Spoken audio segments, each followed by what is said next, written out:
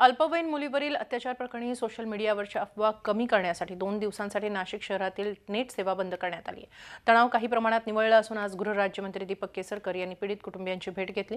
काही ठिकाणी शांततेत निषेध व्यक्त केला जातोय। सर्वत्र SRPF तैनात करण्यात आले। जनजीवन हळूहळू पूर्वपदावर येत आहे।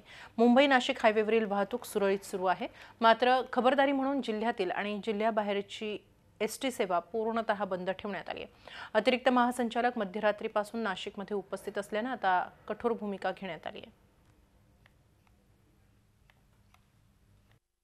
दोषीला कारवाई झाली ती आम्ही 15 दिवसाच्या चार्जशीट फाईल केलं।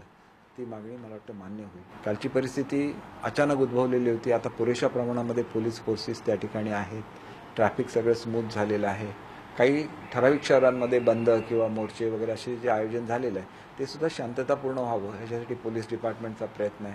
ऑलमोस्ट प्रत्येक ठिकाणी शांतता समितीच्या बैठका घडवून आणलेल्या आहेत। त्याच्यामुळे माझी खात्री आहे की लवकरच हे वातावरण निवळेल।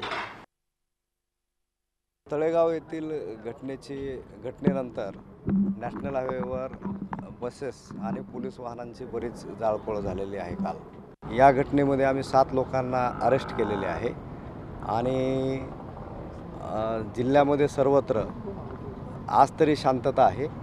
काही ठिकाणी रास्ता रोकोचा प्रयत्न केला गेला परंतु तो शांततेत 10 ते 15 मिनिटांमध्ये संपलेला आहे। वाहतूक सुरळीत असल्यामुळे एक जनजीवन जिल्ह्यामधलं ग्रामीण भागामधलं सर्व ठिकाणी सुरळीत आहे। झी 24 तास रहा एक पाऊल पुढे।